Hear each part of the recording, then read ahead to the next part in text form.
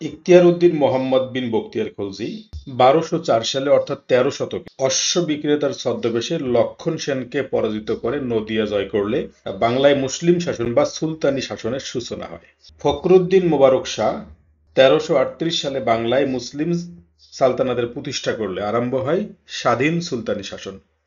বাংলায় স্বাধীন সুলতানি আমল স্থায়ী হয়েছিল প্রায় 200 বছর, অর্থাৎ 1338 থেকে 1538 সাল পর্যন্ত।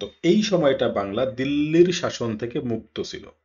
এদিকে 1526 সালে পানিপথের প্রথম যুদ্ধে ইব্রাহিম লোদিকে পরাজিত করে মুঘল সাম্রাজ্য প্রতিষ্ঠা করেন সম্রাট বাবর। মুঘল সাম্রাজ্যের প্রথম দুই সম্রাট অর্থাৎ সম্রাট বাবর ও তার পুত্র সম্রাট হুমায়ুন হোসেন শাহী যুগ থেকে বাংলাকে মুঘল শাসনের আমলে নিয়ে আসার চেষ্টা করছিলেন।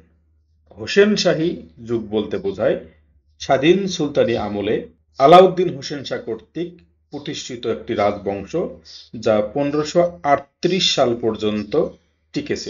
1538 সালে আফগান শাসক শেরশাহ সূর গৌড় দখল করলে বাংলায় আফগান শাসন শুরু হয়। শেরশাহ সূর বাংলা দখল করলে মুঘল সম্রাট হুমায়ুন তার পিছনে পিছনে বাংলায় চলে আসেন। তিনি বাংলা দখল করতে তো পারেই নাই, উল্টো 1539 সালে কনৌজের যুদ্ধে শেরশাহের নিকট পরাজিত হলে দিল্লির মসনদ হারায় বসেন।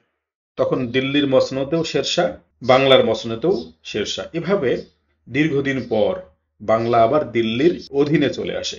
1556 সালে মুঘলরা পুনরায় দিল্লির মসনদটা উদ্ধার করেন, কিন্তু বাংলা তখনও আফগানদের দখলেই থাকে। 1576 সালে দাউদ খান কররানী অর্থাৎ শেষ আফগান শাসক মুঘলদের নিকট পরাজিত হলে বাংলা মুঘলদের শাসনে চলে আসে। এই মুঘল শাসনটা চলতে থাকে 1576 সাল থেকে 1857 সাল পর্যন্ত। মুঘল শাসন বাংলায় চলে দুইটা প্রবাহে, সুবেদারি শাসন এবং নবাবী শাসন।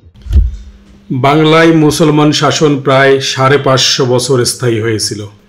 বাংলায় মুসলিম শাসনের সূচনা করেন ইখতিয়ার উদ্দিন মোহাম্মদ বিন বখতিয়ার খলজি। তবে ভারতীয় উপমহাদেশে প্রথম ইসলামের শাসন প্রচলনের প্রচেষ্টা চালান মুহাম্মদ বিন কাসিম। তিনি 712 খ্রিস্টাব্দে সিন্ধু ও মুলতানের রাজা দাহিরকে পরাজিত করেন এবং সর্বপ্রথম তিনি সিন্ধুর দেবল শহরে উপস্থিত হন। 1192 সালে তরাইনের দ্বিতীয় যুদ্ধে মোহাম্মদ ঘুরি পৃথ্বীরাজ চৌহানকে পরাজিত করে ভারতীয় উপমহাদেশে প্রথম মুসলিম শাসনের সূচনা করেন। দিল্লি সালতানাত বলতে ভারতীয় উপমহাদেশে মধ্যযুগের মুসলিম শাসনকে বোঝায়। বিভিন্ন রাজবংশের সম্মিলিত শাসনকালই দিল্লি সালতানাত। আর এই রাজবংশগুলো ছিল তুর্কি ও আফগান বংশোদ্ভূত। এই রাজবংশগুলোর স্থায়িত্ব ছিল 1206 থেকে 1526 সাল পর্যন্ত। রাজবংশগুলো হলো মামলুক সালতানাত, খিলজি রাজবংশ, তুঘলক রাজবংশ, সৈয়দ রাজবংশ এবং লোদি রাজবংশ।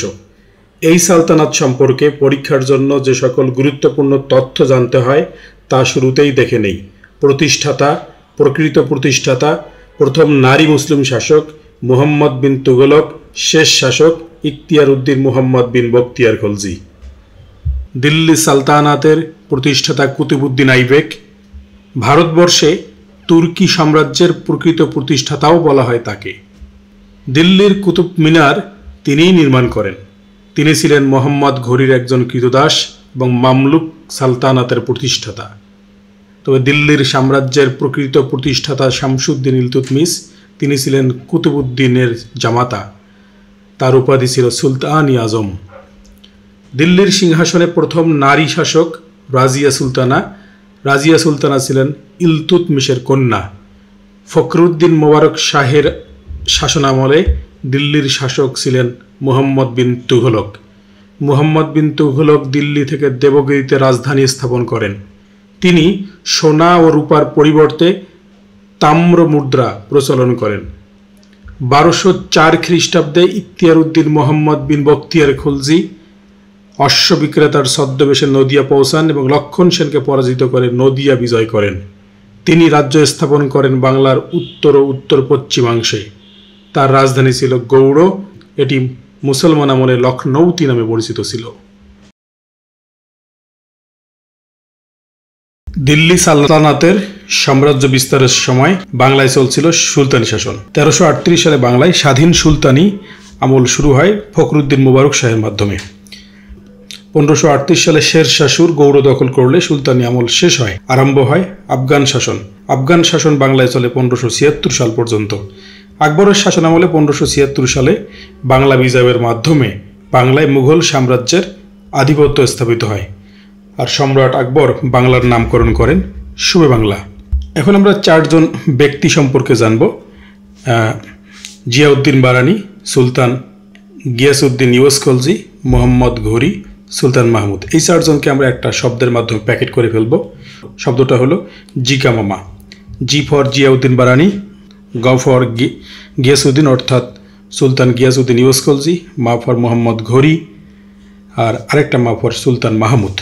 ঐতিহাসিক জিয়াউদ্দিন বারানি বাংলাদেশের নাম দিয়েছিলেন বুলগাপুর। এর অর্থ হলো বিদ্রোহের নগরী, কারণ এই সময় ঘন ঘন বিদ্রোহ হচ্ছিল। আর সুলতান গিয়াসউদ্দিন ইউসুফ খলজি তিনি বাংলায় মুসলমান শাসকদের মধ্যে নৌবাহিনীর গোড়াপত্তন করেন।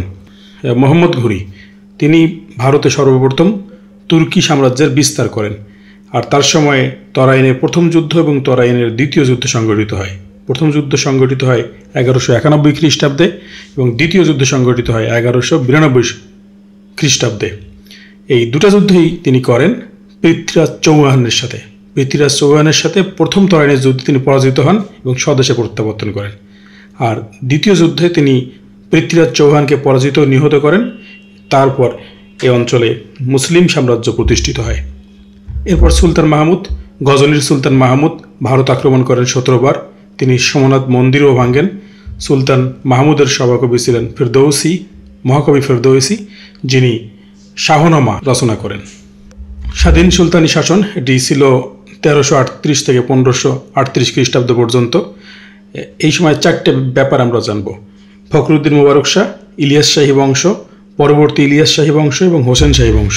ফখরুদ্দিন মোবারক শাহ বাংলায় প্রথম স্বাধীন মুসলিম সালতানাতের প্রতিষ্ঠাতা। তার রাজধানী ছিল সোনারগাঁ। সোনারগাঁয়ের স্বাধীনতা ঘোষণা ও দখল করেন তিনি 1338 খ্রিস্টাব্দে। তিনি নিজ নামে মুদ্রা প্রচলন করেন। ফখরুদ্দিন মোবারক শাহ সর্বপ্রথম জয় করেন চট্টগ্রাম। তিনি চাঁদপুর থেকে চট্টগ্রাম পর্যন্ত একটা রাস্তা তৈরি করেছিলেন। তার শাসনামলে বাংলায় আসেন মরক্কোর বিখ্যাত পর্যটক ইবনে বতুতা। ইবনে বতুতা সম্পর্কে আমরা বিস্তারিত আলোচনা করছি যুগে যুগে উপমহাদেশে আগত বিভিন্ন পরিব্রাজক শিরোনামে। ইলিয়াস শাহী বংশের ক্ষেত্রে 2 জন সম্পর্কে আমাদের খুব ভালোভাবে জানতে হয়, শামসুদ্দিন ইলিয়াস শাহ এবং গিয়াসউদ্দিন আজম শাহ। 1352 খ্রিস্টাব্দে ইলিয়াস শাহ ফখরুদ্দিন মোবারক শাহকে পরাজিত করে সোনারগাঁও দখল করেন এবং পান্ডুয়ায় রাজধানী স্থাপন করেন।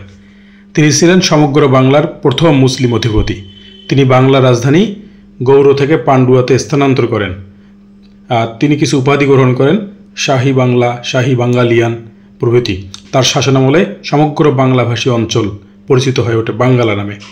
আর গিয়াসউদ্দিন আজম শাহের সাথে পারস্যের বিখ্যাত কবি হাফিজের পত্র যোগাযোগ হতো। তার রাজধানী ছিল সোনারগাঁ।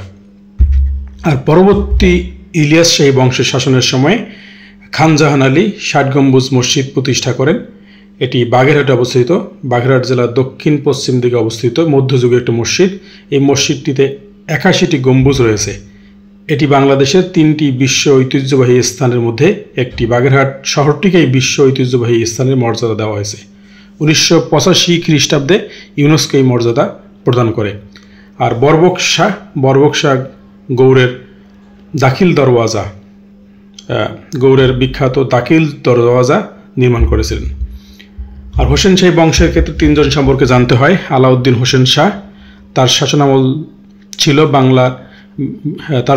ছিল বাংলার স্বাধীন সুলতানদের মধ্যে সবচেয়ে গৌরবময়। তিনি প্রতিষ্ঠা করেন গৌড়ের ছোট সোনা মসজিদ, গোমতীদ্বার প্রভৃতি।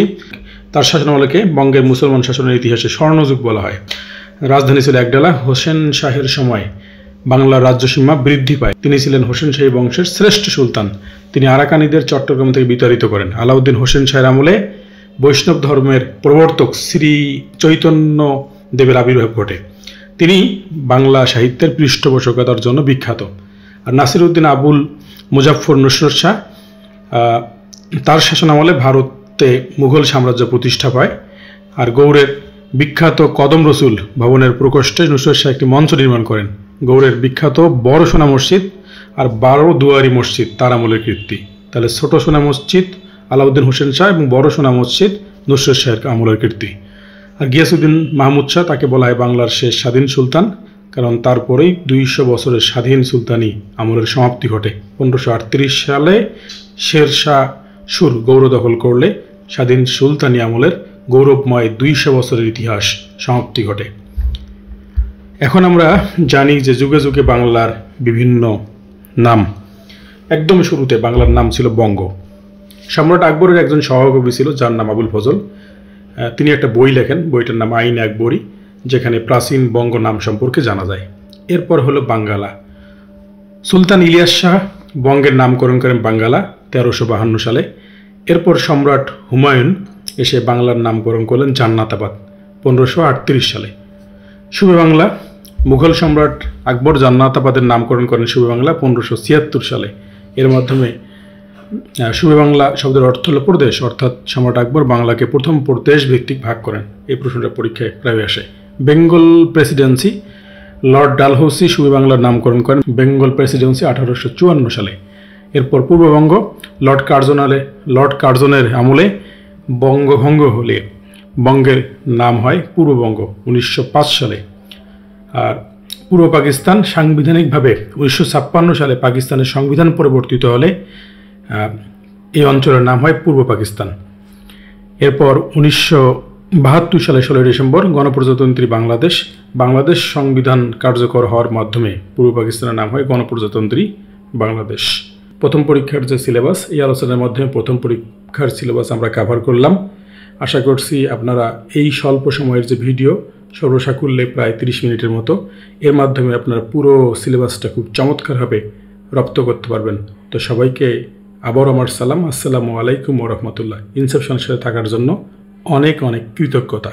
বাংলাকে 200 বছর স্বাধীনভাবে শাসন করে স্বাধীন সুলতানরা। স্বাধীন সুলতানি আমল শুরু হয় 1338 সালে ফখরুদ্দিন মুবারক শাহের হাত ধরে। এই 200 বছর বাংলা দিল্লির শাসন থেকে মুক্ত ছিল। তবে 200 বছরের স্বাধীন সুলতানি আমলের সমাপ্তি হয় 1538 খ্রিস্টাব্দে শের শাহ সুর গৌর দখল করলে। এদিকে দিল্লির মসনদের মুঘল সম্রাট বাবর আর তার পুত্র হুমায়ুন হোসেন শাহী যুগের শেষ দিক থেকেই চেষ্টা করছিলেন বাংলাকে মুঘল অধিকারে নিয়ে আসতে, কিন্তু আফগানদের কারণে মুঘলদের এ উদ্দেশ্য সফল হয়নি বা হচ্ছিল না। এখানে একটা উল্টো ঘটনা ঘটে। মুঘল সম্রাট বাবর ও তার পুত্র হুমায়ুন বাংলাকে দিল্লির শাসনের আওতায় নিয়ে আসতে না পারলেও আফগানরা ঠিকই দিল্লির সিংহাসনকে দখল করতে পারেন। ব্যাপারখানা হলো এরকম, কনৌজের যুদ্ধে বা চৌসারের যুদ্ধে শের শাহ হুমায়ুনকে পরাজিত করলে তিনি দিল্লির সিংহাসন অধিকার করেন। শের শাহ দিল্লির সিংহাসন অধিকার করার মাধ্যমে দীর্ঘদিন পর বাংলা আবার দিল্লির শাসনে চলে আসে, কারণ শের শাহ বা শের খান দিল্লির সিংহাসন অধিকার করার পূর্ব থেকেই বাংলা শাসন করছিলেন। এখন আমরা জানব শের খান তথা সুর বংশের শাসন সম্পর্কে। শের খান ছিলেন একজন জাদ্রেল শাসক। তিনি অনেক সংস্কার সাধন করেছিলেন যা এখনও অনুসরণ করা হয়, যেমন কবুলিয়ত ও পাট্টা। শের খান সম্পর্কে যে সকল তথ্য জানতে হয় তা আমরা শুরুতে দেখে নেই। জাতি, জান্নাতাবাদ, কনৌজের যুদ্ধ, পর্তুগিজ বিতাড়ন, বাংলা দখল, ঘোড়ার ডাক, দাম মুদ্রা, গ্র্যান্ড ট্রাঙ্ক রোড, এই পয়েন্টগুলো সম্পর্কে বিস্তারিত জানি। শের শাহ ছিলেন জাতিতে পাঠান। সম্রাট হুমায়ুন বাংলার নাম দেন জান্নাতাবাদ 1538 সালে। এই ব্যাপারটিও শের শাহের বা শের খানের বঙ্গ আক্রমণের সাথে জড়িত। শের শাহ 1537 খ্রিস্টাব্দে 2 বার বাংলার রাজধানী গৌর আক্রমণ করেন। তখন দিল্লির সম্রাট ছিল হুমায়ুন। তিনি শের শাহের পিছু ধাওয়া করে বাংলার রাজধানী গৌর পর্যন্ত চলে আসেন। গৌর এসে তিনি দেখলেন বাংলা যেন অপরূপ সৌন্দর্যের লীলোদ্যান। গৌড়ের চমৎকার প্রাসাদ আর প্রাকৃতিক সৌন্দর্যে বিমুগ্ধ হয়ে হুমায়ুন এর নাম করেন জান্নাতাবাদ। 1539 সালে কনৌজে শের খানের সাথে হুমায়ুনের যুদ্ধ হয়। সে যুদ্ধে শের খানের সঙ্গে হুমায়ুন পরাজিত হয়। মানচিত্রে এই যে কনৌজের অবস্থানটা দেখে নিন, এখানে কনৌজ আর এই জায়গাটা হলো বাংলাদেশ। মুঘল সম্রাট হুমায়ুনকে পরাজিত করে শের খান উপাধি নেন শের শাহ। এ যুদ্ধে পরাজয়ের মাধ্যমে শের শাহ দিল্লির সিংহাসন অধিকার করেন। এভাবে দীর্ঘদিন পর বাংলা আবার দিল্লির শাসনে চলে আসে। শের শাহ সুরবংশের বলে এ সময় বাংলায় চলছিল সুর বংশের শাসন তথা আফগান বংশের শাসন। তিনি পর্তুগিজদের দিল্লি থেকে বিতাড়ন করেন আর গৌর দখল করেন তো 1538 খ্রিস্টাব্দে। 1540 খ্রিস্টাব্দে তিনি পুরো বাংলা দখল করেন। তিনি ঘোড়ার ডাক প্রচলন করেন। দাম মুদ্রার প্রচলন করেন শেরশাহ। গ্র্যান্ড ট্রাঙ্ক রোডের নির্মাতাও বলা হয় শেরশাহকে। তিনি সোনারগাঁও থেকে লাহোর পর্যন্ত রাস্তা নির্মাণ করেন। এই যে মানচিত্রে দেখেন, একদম এই যে মানচিত্রে দেখেন সোনারগাঁও থেকে শুরু করে এই যে এখানে লাহোর, আর এই রাস্তাটা কাবুল পর্যন্ত চলে গেছে। দাউদ খান কররানীকে বলা হয় বাংলার সর্বশেষ স্বাধীন সুলতান। কি খটকা লাগলো যে ভাই আগের ভিডিওতে বললেন গিয়াসউদ্দিন মাহমুদ শাহ শেষ স্বাধীন সুলতান, এখন আবার দাউদ খান কররানী হয়ে গেল। আপনারা কি শুরু করছেন ভাই? একটু শোনেন, একটা মিনিট শোনার পর মন্তব্যটা করেন, জাস্ট একটা মিনিট। শেরখান সুর 1538 সালে গৌর দখলের মাধ্যমে বাংলায় স্বাধীন সুলতানি আমলের ইতি ঘটিয়ে বাংলায় আফগান শাসন শুরু করেন, এটা তো জানেন। এই আফগান শাসকদের মধ্যে সর্বশেষ শাসক ছিল দাউদ খান কররানী, যিনি 1573 সাল থেকে 1576 সাল পর্যন্ত বাংলা স্বাধীনভাবে শাসন করেন। 1539 সালে কনৌজের যুদ্ধে যখন দিল্লির মসনদের মুঘল সম্রাট হুমায়ুন পরাজিত হয়েছিলেন, তখন আফগানরা দিল্লির মসনদ দখল করে নেয়। ফলে বাংলা আবারও শাসিত হতে থাকে দিল্লি থেকে। তবে 1555 সালে পারস্যের সম্রাটের সহায়তায় আবারও মুঘলরা দিল্লির মসনদ পুনরুদ্ধার করে। এরপর থেকে বাংলা আফগান শাসকদের মাধ্যমে স্বাধীনভাবে শাসিত হতে থাকে, অর্থাৎ মুঘলদের আগমনে বাংলা দিল্লি থেকে বিচ্ছিন্ন হলো। 1556 সালে সিঁড়ি থেকে পরে মারা গেলেন হুমায়ুন। মসনদে আসে আকবর, বয়সে খুব ছোট মানুষ, কাঁচা মানুষ। এর মধ্যে আবার পানিপথের যুদ্ধও হয়ে যায়, তাই লম্বা সময় বাংলার দিকে তারা নজর দেয়নি। 1575 সালে মুঘলরা বাংলা দখলে নেওয়ার চেষ্টা করে। মুঘলরা বেশ কয়েকবার ছোট ছোট সৈন্য বাহিনী পাঠিয়ে বাংলা আক্রমণ করার চেষ্টা করে, তবে খণ্ডযুদ্ধে মুঘলরা কখনো পরাজিত হয়, কখনো আফগানদের পিছু ঘটালেও বাংলা তারা দখলে নিতে পারেনি। তখন আকবর বেশ ক্ষুব্ধ হয়। বড় বড় যে আফগান নেতা জুনায়েদ, কুতলু খান, কালাপাহাড়ের মতো সকল আফগান নেতা দাউদের পক্ষে সম্মিলিতভাবে যুদ্ধ করার জন্য একত্রিত হন। অবশেষে 1576 সালে 12 জুলাই এক চূড়ান্ত নিষ্পত্তিকারী যুদ্ধ সংঘটিত হয়। যথেষ্ট শৌর্যবীরদের সঙ্গে যুদ্ধ করার সত্ত্বেও দাউদ খান পরাজিত হন। বন্দী দাউদ খানকে হত্যা করা হয় এবং তার মস্তক সম্রাট আকবরের নিকট প্রেরিত হয়। আর এরই সঙ্গে বাংলা, বিহার, উড়িষ্যার সর্বশেষ আফগান শাসক দাউদ খান কররানীর সংগ্রামী জীবনের অবসান ঘটে।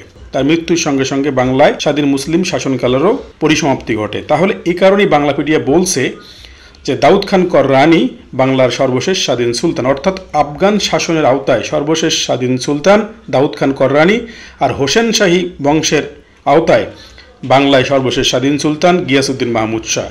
এখন প্রশ্নকর্তার ইন্টেনশন বুঝে প্রশ্নের ধরন দেখে আপনাদেরকে উত্তর করতে হবে যে দাউদ খান কররানী হবে নাকি গিয়াসউদ্দিন মাহমুদ শাহ হবে। দাউদ খান কররানীর জীবনের তো অবসান হলো, শুরু হলো বাংলায় মুঘল শাসন। চলুন এখন মুঘল শাসন সম্পর্কে গুরুত্বপূর্ণ তথ্য আমরা জেনে নেই। দিনটি ছিল 1526 সালের 12 এপ্রিল। এই দিনে দিল্লির অদূরে যমুনা নদীর তীরে ভারতের হরিয়ানা প্রদেশে পানিপথ নামক স্থানে পানিপথের প্রথম যুদ্ধে সম্রাট বাবর দিল্লি সালতানাতের শেষ শাসক ইব্রাহিম লোদিকে পরাজিত নিহত করে মুঘল সাম্রাজ্য প্রতিষ্ঠা করেন। ভারতবর্ষে মুঘল সাম্রাজ্য স্থায়ী হয়েছিল 1526 থেকে 1757 সাল পর্যন্ত এবং বাংলায় মুঘল শাসন স্থায়ী হয়েছিল 1576 সাল থেকে 1757 সাল পর্যন্ত।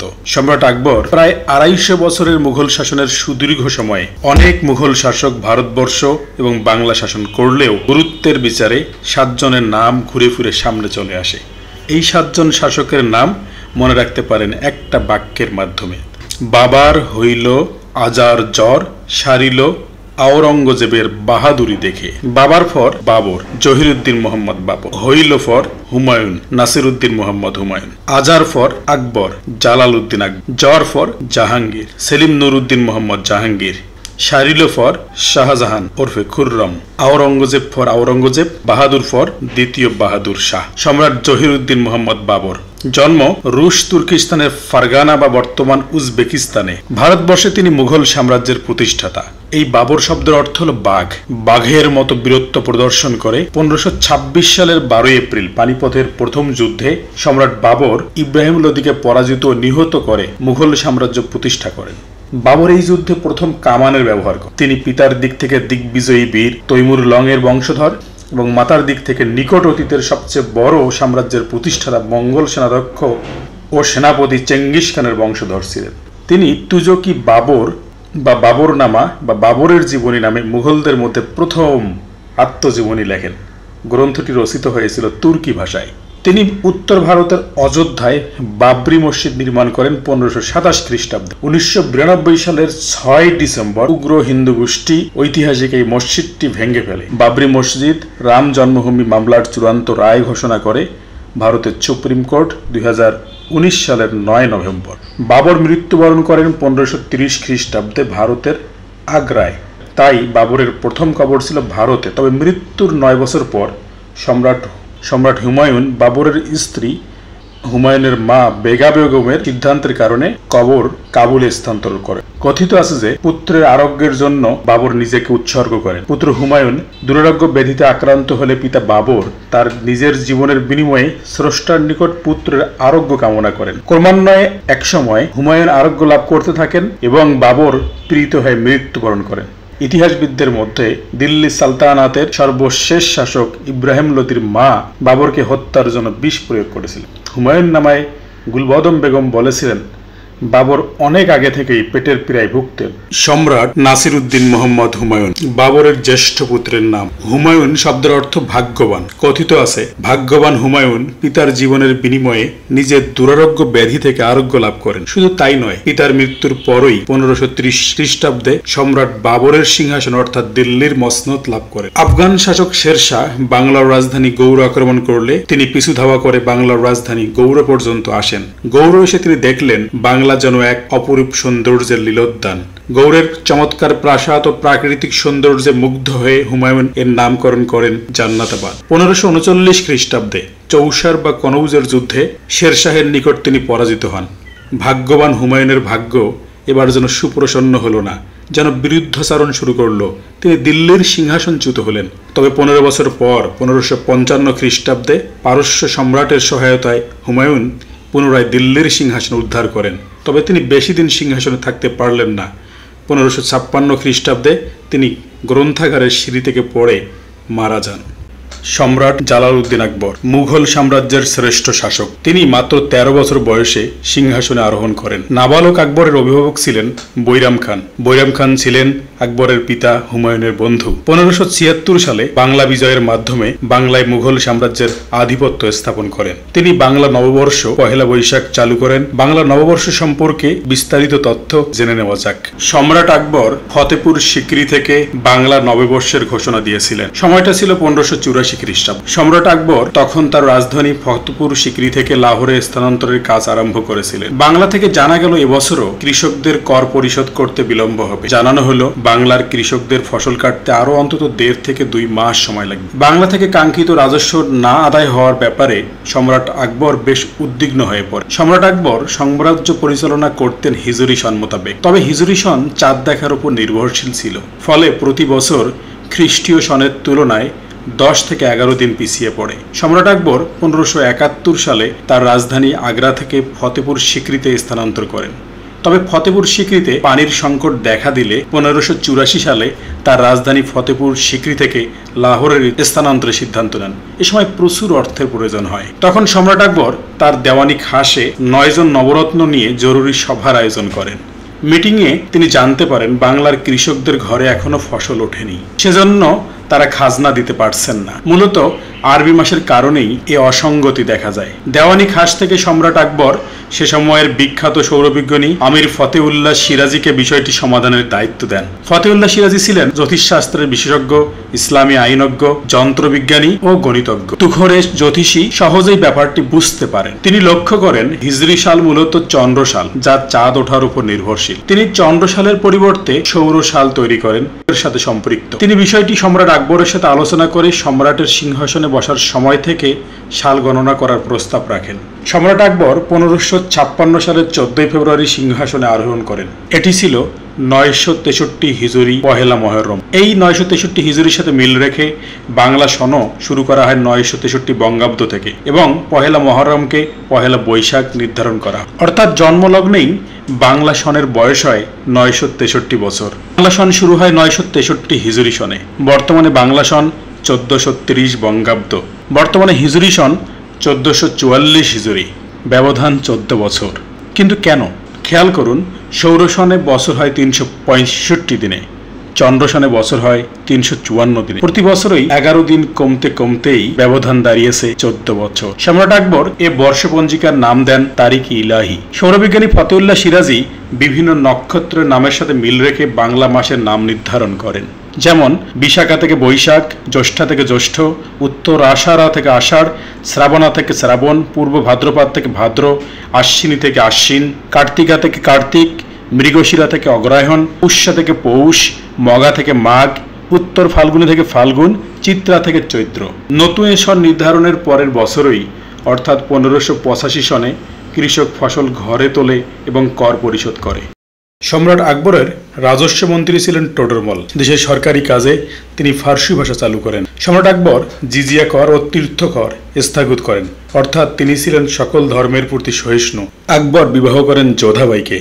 রাজপুত কন্যা যোধাবাইকে আকবর ধর্ম পরিবর্তন করতে বলেননি, এমনকি তিনি রাজপ্রাসাদের ভিতরে তার জন্য মন্দির তৈরি করে দিয়েছিলেন। তিনি দিনে ইলাহি নামে একেশ্বরবাদ ধর্মের প্রচলন করেন, যার অনুসারী ছিল 17 জন, মতান্তরে 18 বা 19 জন, তবে 18 জন সবচেয়ে বেশি গ্রহণযোগ্য। সম্রাট আকবরের সময়ে 12 ভূঁইয়াদের উত্থান ঘটে। রাজপুত নীতির প্রবর্তক ছিলেন আকবর। মানস বদারি নামে তিনি একটা প্রথা প্রচলন করেন। মানস বদারি প্রথা হলো সেনাবাহিনীর সংস্কার পরিকল্পনা। তিনি অমৃতসর স্বর্ণ মন্দির ও বুলন্দ দরওয়াজা নির্মাণ করেন। আকবরের সভায় সাহিত্য চর্চায় মনোযোগী ছিলেন আবুল ফজল, টোডরমল, ফৈজি, বীরবল, মানসিংহ প্রমুখ ব্যক্তিবর্গ। আকবরের সভাসদ আবুল ফজল আইনে আকবরী নামে গ্রন্থ রচনা করেন। এই গ্রন্থে তিনি দেশবাচক বাংলা শব্দ ব্যবহার করেন। এদেশের জমির সীমানা সূচক আল প্রত্যয় যোগে বঙ্গ শব্দের সাথে যুক্ত হয়ে বাংলা গঠিত হয়েছে, এরকম অভিমত পাওয়া যায় এই বইটিতে। ভারতের ধ্রুপদী সঙ্গীতের এক ঐতিহাসিক কিংবদন্তি তানসেন ছিলেন সম্রাট আকবরের দরবারের অন্যতম সঙ্গীত শিল্পী। তাকে বলা হয় বুলবুলি হিন্দ। সম্রাট আকবরের সমাধিসৌধ মুঘল স্থাপত্যের একটি অন্যতম গুরুত্বপূর্ণ নিদর্শন। 48 হেক্টর জমির উপর স্থাপিত সমাধিসৌধটি ভারতের উত্তর প্রদেশের আগ্রার শহরতলি সিকান্দারাতে অবস্থিত। 1605 সালে সমাধিসৌধটির নির্মাণ কাজ শুরু হয় এবং 1613 সালে এর নির্মাণ কাজ সম্পন্ন হয়। সম্রাট সেলিম নুরউদ্দিন জাহাঙ্গীর সম্রাট আকবরের পুত্র ছিলেন। তার স্ত্রীর নাম ছিল নুরজাহান, যার প্রকৃত নাম মেহেরুন্নেসা। জাহাঙ্গীর নিজের নামে মুদ্রা প্রবর্তন করেন। সম্রাট আকবরের পুত্র জাহাঙ্গীরের রাজত্বকালে ভারতবর্ষে আগমন করেন ইংরেজরা। বাংলা অধিকারের জন্য সুবেদার হিসেবে প্রেরণ করেন তিনি ইসলাম খানকে। তার আমলে ইসলাম খান কর্তৃক 12 ভূঁইয়াদের দমন করা হয়, যে 12 ভূঁইয়াদের উত্থান হয়েছিল সম্রাট আকবরের সময়। এ সময়ে তিনি 1610 খ্রিস্টাব্দে বাংলার রাজধানী ঢাকায় স্থানান্তর করেন। সম্রাট জাহাঙ্গীরের নামানুসারে তিনি ঢাকার নামকরণ করেন জাহাঙ্গীরনগর। তিনি সমগ্র বাংলাকে মুঘল শাসনের আওতায় নিয়ে আসেন 1612 খ্রিস্টাব্দে। তার শাসনামলে ইংরেজরা ইস্ট ইন্ডিয়া কোম্পানির শাখা প্রশাখা বাংলায় বিস্তার করে। তার রচিত আত্মজীবনীমূলক গ্রন্থের নাম তুজুকি জাহাঙ্গীর। তার সমাধি অবস্থিত পাকিস্তানের লাহোরে। সম্রাট শাহজাহান ওরফে খুররম, তার নাম শাহজাহান এর উপাধি দেন তার পিতা সম্রাট জাহাঙ্গীর। জাহাঙ্গীর পুত্র সম্রাট শাহজাহানকে বলা হয় প্রিন্স অব বিল্ডার্স। পৃথিবীর সপ্ত আশ্চর্যের অন্যতম নিদর্শন ভারতের উত্তর প্রদেশের যমুনা নদীর তীরের আগ্রার তাজমহলও নির্মাণ করেন তিনি। এই তাজমহলটির স্থপতি ওস্তাদ ঈসা মাস্টার সিরোজি, যার স্মৃতি রক্ষার্থে তাজমহল নির্মিত হয়েছিল, অর্থাৎ তার স্ত্রী মহল তিনি মৃত্যুবরণ করেন 1631 খ্রিস্টাব্দে। শুধু তাজমহল নির্মাণ করেই তিনি থামেননি, তিনি দিল্লিতে নির্মাণ করেন লাল কেল্লা। তারই নির্মিত সিংহাসনের নাম ময়ূর সিংহাসন। 1739 সালে পারস্যের অধিবাসী নাদির শাহ ভারতবর্ষ আক্রমণ করে কোহিনূর হীরা ময়ূর সিংহাসন প্রচুর ধনরত্ন সহ ইরানে চলে যান। দেওয়ানি আম, দেওয়ানি খাস সম্রাট শাহজাহানের দিল্লির দরবারে নির্মিত অমর কীর্তি। দেওয়ানি আম বলতে আম জনতার সাথে কথোপকথনের স্থানকে বোঝায়, আর দেওয়ানি খাস বলতে রাজার খাস কর্মচারীদের সাথে আলাপচারিতার মাধ্যমে সিদ্ধান্ত গ্রহণের স্থানকে বোঝায়। তার শাসনামলে পর্তুগিজদের হুগলি থেকে উচ্ছেদ করা হয়, তবে অন্যদিকে তারই অনুমতিক্রমে ইস্ট ইন্ডিয়া কোম্পানি বাংলার পিপিলাই নামক স্থানে বাণিজ্য কুঠি স্থাপন করে। তার 4 পুত্র এবং 2 কন্যা সন্তান ছিলেন, দারা, মুরাদ, আওরঙ্গজেব, সুজা, জাহানারা ও রওশনারা। সম্রাট আওরঙ্গজেব সম্রাট শাহজাহানের পর তিনি দিল্লির মসনদে বসেন। সম্রাট শাহজাহানের উত্তরাধিকার দ্বন্দ্বে জাহানারা অবলম্বন করেন দারার পক্ষ এবং রওশনারা অবলম্বন করেন আওরঙ্গজেবের পক্ষ। অবশেষে রওশনারা সমর্থিত আওরঙ্গজেবের পক্ষই মসনদ লাভ করেন, অর্থাৎ দিল্লির মসনদে বসেন সম্রাট আওরঙ্গজেব। অতিশয় ধর্মপ্রাণ হওয়ার কারণে আওরঙ্গজেবকে বলা হয় জিন্দা পীর। তিনি বাদশাহ আলমগীর নামেও পরিচিত, কারণ সম্রাট শাহজাহান তার পুত্র আলমগীরের যোগ্যতার স্বীকৃতিস্বরূপ এই উপাধি প্রদান করেন। সম্রাট আওরঙ্গজেবের আত্মজীবনীমূলক রচনা ফতোয়াই আলমগীরি। সম্রাট আওরঙ্গজেবের আত্মজীবনীমূলক রচনা ফতোয়াই আলমগীরি। সম্রাট আকবর কর্তৃক রহিত জিজিয়া কর পুনঃস্থাপন করেন সম্রাট আওরঙ্গজেব, অর্থাৎ তিনি ইসলামী শরিয়া মোতাবেক রাজ্য পরিচালনা করতেন। আওরঙ্গজেবের শাসনামলে বাংলার শাসনকর্তা ছিলেন শায়েস্তা খান, যার আমলে টাকায় 8 মণ চাল পাওয়া যেত। দ্বিতীয় বাহাদুর শাহ, তিনি ছিলেন সর্বশেষ মুঘল সম্রাট। সিপাহী বিদ্রোহের পর 1858 খ্রিস্টাব্দে তাকে রেঙ্গুনে নির্বাসন দেওয়া হয় এবং সেখানেই তিনি মৃত্যুবরণ করেন।